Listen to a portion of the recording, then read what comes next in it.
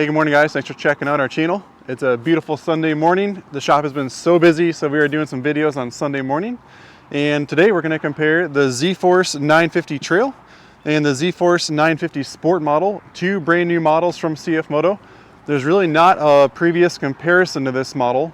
We did a pretty successful video for the 800 Trail versus the Gen2 800 Trail. So I think it's got like 30,000 views over the last couple months. So thank you for checking out that video. And so let's jump into these. So the first thing we'll do is kind of talk about some of the differences between these two models. So the Sport model is a little bit wider and the Trail model is a little narrower. That's going to be the first big difference, is going to be the width. We just used a tape measure here a second ago, and in the brochure they do say that this is 54 inches wide, and we agree, as long as you leave the fender flares on. So some folks at home, if you're trying to get to a true 50-inch wide vehicle, you could take these fender flares off, and we talked about that in the 800 video. So you can make this a little bit narrower, you can go less than 54, and this one is a true 60-inch wide vehicle, and you really can't cheat this one because the widest part of this is the tire. So if you sight down the length of this vehicle here, it is the widest point is the tire. So this is a 60-inch wide. This is the 54-inch wide. With the extra width becomes more ground clearance. So CFMoto is giving this one 12 inches of ground clearance. In the Trail model, we have 10 inches of ground clearance. We measured that as well. It is just over both of those numbers now. I think as it settles in, suspension settles, it will go down to 12 and it will go down to 10, but it's like 12.7 and 10.5. So a little bit different ground clearance. Another big difference is going to be the rear storage bins. So if you come to the back, Braxton, this buggy has nothing in it for storage. So it's a beautiful, huge, wide open bin. They do make a rear storage box, and we're going to do a video on that here after this video. So we have one inside, we're going to bring it out, we're going to show the rear storage bin going in it. But what's really cool with this Sport model is it comes included. So if we just take these two and we open it, it is a huge storage bin. It's watertight, it's pretty easy to use, it's got the D-rings in the bottom of the box still.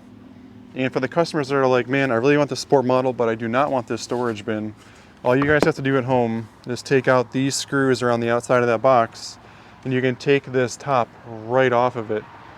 And I'm sure the next question is going to be, can we retrofit this box to the Trail model? And that is something that we are going to have to investigate. It really looks like all of this bodywork is the same, and it has the same exact holes. So my short answer is yes. If you really like the look of that, maybe we can plunk it right onto here. Not 100% sure yet. We will find out. So the next big difference is going to be the tire size. So this is a 26-inch tire, and then the back tire is only 9 inches wide, and where Braxton is a good view. You can see how narrow that tire is. And if you come over here, this is a 27-inch tire. That's helping with that ground clearance, by the way. And it's an 11-inch wide tire in the rear. So a lot more flotation on the Sport model. These motors are identical. They are both a 963cc. They both use the Bosch fuel injection.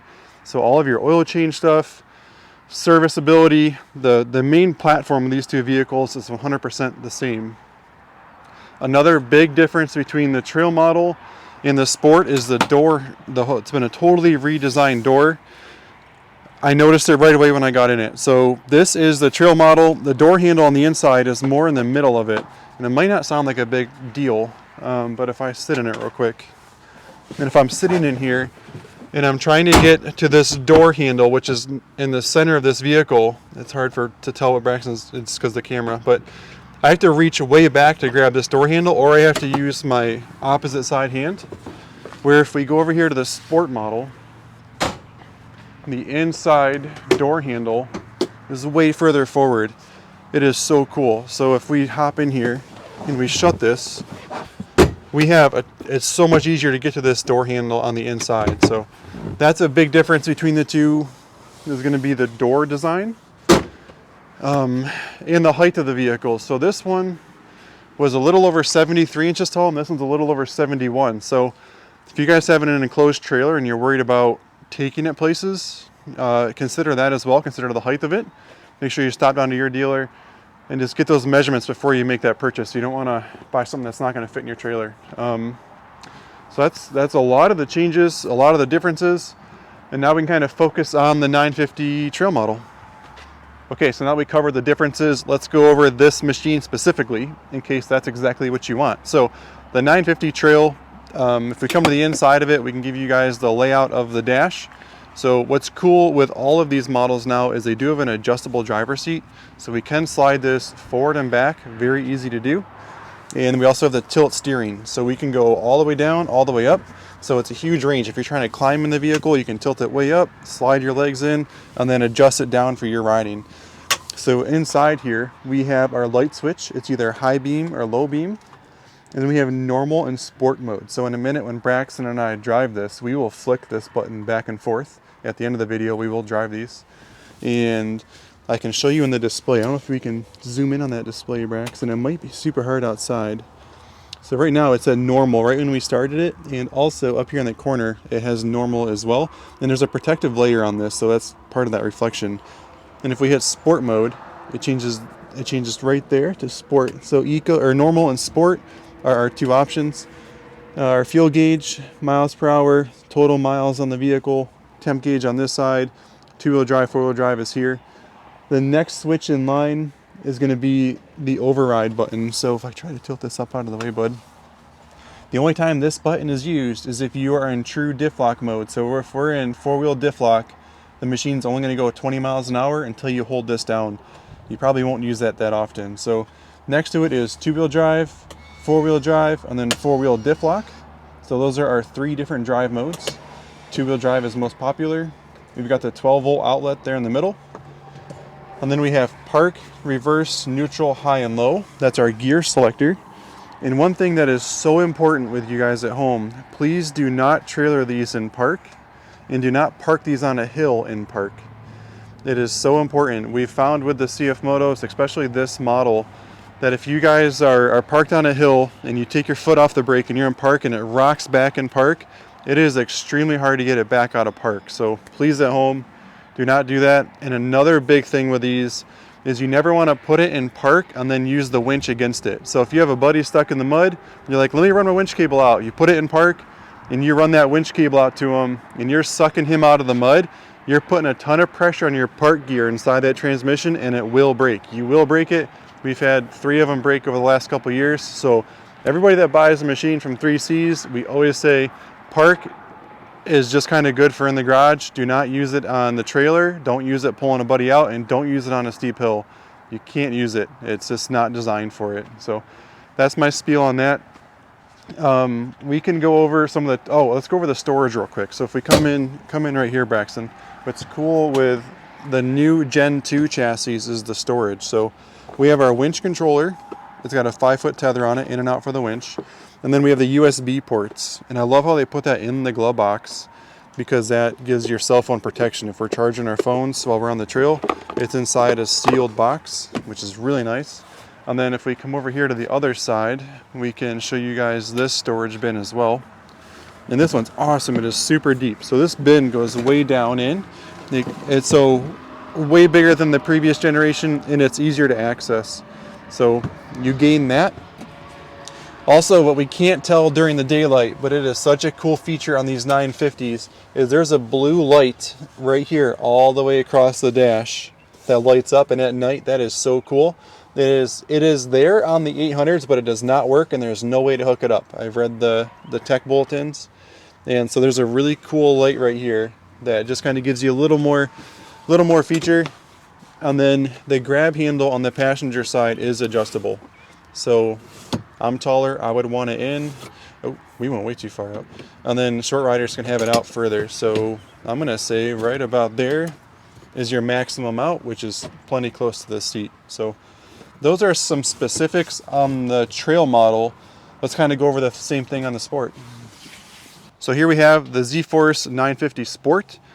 A lot of the dash controls are identical. Everything about it, all the switch layout is the same, but I want to do more of the technical stuff. We'll just show it on this one rather than the trail model. So if you guys come in and you want to be able to get to certain things to maintenance these, all we're going to do is we pull out on the bottom of the driver's seat and then pull up on it. And then now I can set it in the passenger side, and I'll switch with you, Braxton, if you want to stand here and kind of look in. We can kind of go over some of this stuff. So if I slide the seat in the forward position, that way it gives us a little bit more room there to work. You can see down low, that is our battery. It's extremely easy to get to on these. You can just pull it right up and out, slide it out the seat, and get it out of the way. And then if we look here, this is our ECU. So our fuse panel and our ECU are right here. Dealer plug-in is there. So accessibility for us dealers, and also for you keeping everything dry that needs to stay dry. It's very easy to do.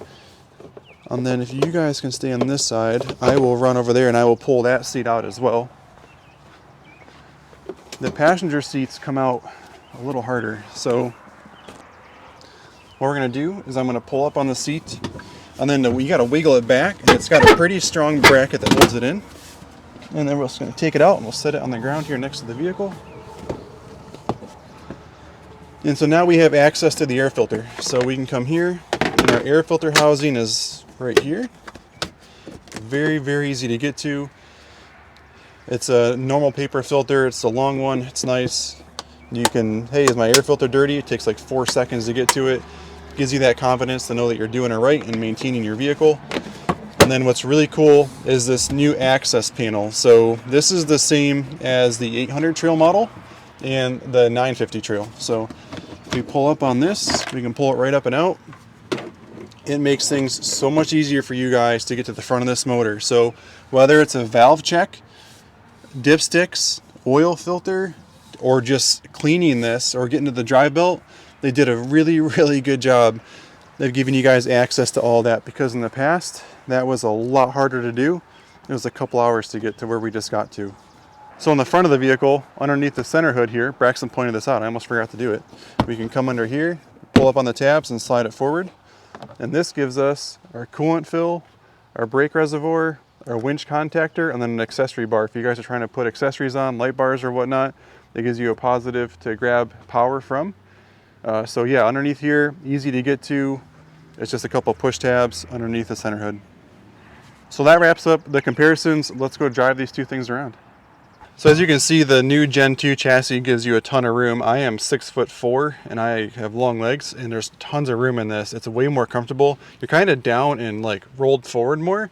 So like after an all-day ride, it's super comfortable. One thing that might bother some people is how tight the door is, because this is a trail model. We're trying to keep things narrow. You can kind of see my elbow over here. I can keep it down in. I'm not a super wide guy though, so keep that in mind. But like it's comfortable for me to keep it up on top of there, but just keep in mind that that is up on top. So go sit in one before you make the purchase. That's the wider ZForce chassis, gives you a lot more room inside the cab as far as the width of it. Not the length, but the width is more room. So to start it, I'll tilt this down, get it comfortable, and then we'll just kind of turn it on here. And today is Sunday, so I don't have to worry about customers coming in. Dad is down there working on the driveway. We're working on our banks down there, which is cool. So you might see him in the shot here. So we're in high range. We are in normal mode, so it's got normal lit up. And Braxton's buckled in, I'm buckled in, and we'll just kind of go up and down the driveway. You can feel the sound difference between the 800 and the 950. The 950's just got more of a throaty sound to it. Let's just go for a quick ride. So engagement in high is super simple, like super easy. It's not aggressive. It's an easy takeoff. You're not going to get jerked around.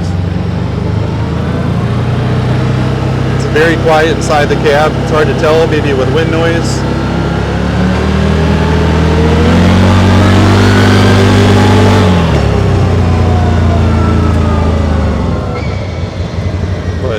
The power steering works so good. It's easy to control.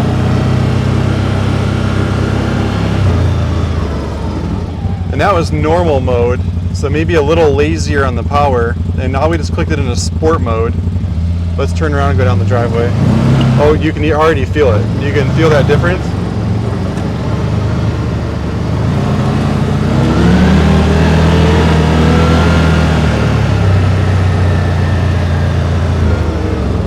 That was a huge difference, like just in the initial feel. So let's just, oh yeah.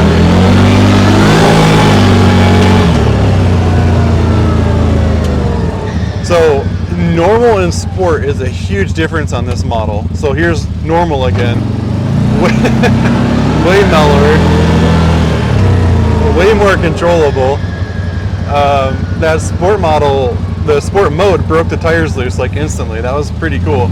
I don't want to beat on them, they're brand new machines, we're not going to ride them forever, but you know, sometimes when companies like they add features like dual modes, they don't do like enough to make it feel the difference, but you certainly feel the difference between normal and sport right there. That was really cool. So let's drive the sport model down the driveway too.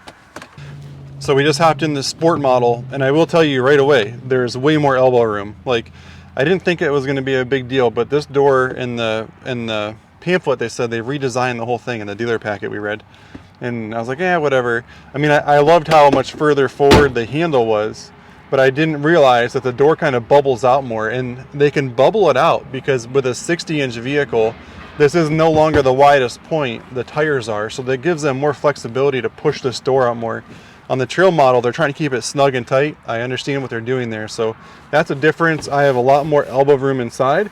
I can still rest it up on top of the door nicely. Like I said, I am 6'4", so I enjoy that. So there's a lot of differences between the two. Otherwise, you know, in the brochure it doesn't seem like it, but let's fire this thing up. And we'll start in normal mode like we did previously. We didn't use low range in the last test drive, so let's use low range first. And this is a pretty big deal. I need customers to understand that low range is so important to use anytime you're under 15 miles an hour. So I really preach it when we sell machines. If you get to a really muddy hill climb and you're in high range, you are gonna burn your belt. If it's like a 2 mile an hour crawl, you're like, I can smell rubber. That is your drive belt. If you don't do it right, you will burn it up. If you take care and you use low range when you're under 15 miles an hour, whether you're loading it, pulling a trailer, really slow trail riding, your belt will last like 5 to 10 years if you do it right. It's the guys that are in high range all the time trying to climb those muddy hills, you're going to get like a week out of a belt. So that's another really important thing that I like to go over as a dealer. So here we are, we're in low range, we're in normal, so it's going to be a slower takeoff and you can feel it. And it's going to maybe max out on power sooner. This is like a 20 mile an hour gear. That's pretty much limit. So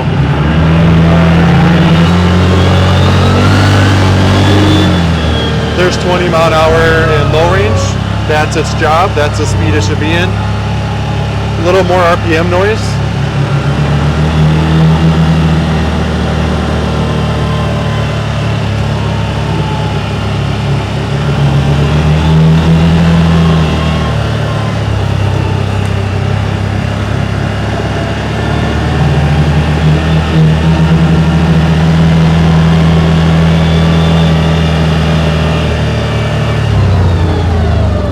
Not a huge reason to go into four-wheel drive in the test video. We're in a driveway, so anytime you go into four-wheel drive, and especially four-wheel drive diff lock mode gets way harder to steer. Keep that in mind, because now all four tires are locked in.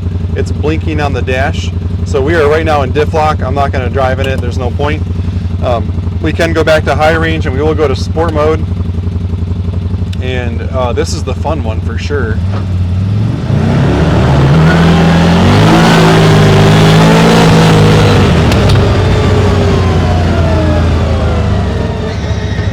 So way less wheel spin on the 950 Sport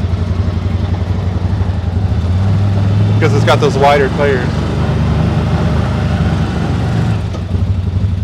Okay, thank you guys for watching. That was a comparison between the ZForce 950 Trail and the ZForce 950 Sport. The last thing I will talk about is price. I don't really do a lot of prices in videos because if you're watching this video 2 years from now and you come in, you're like, I want that machine for $13,999. It's probably not the case. So Trail model is $13,999. This is $14,999. It is a $1,000 difference.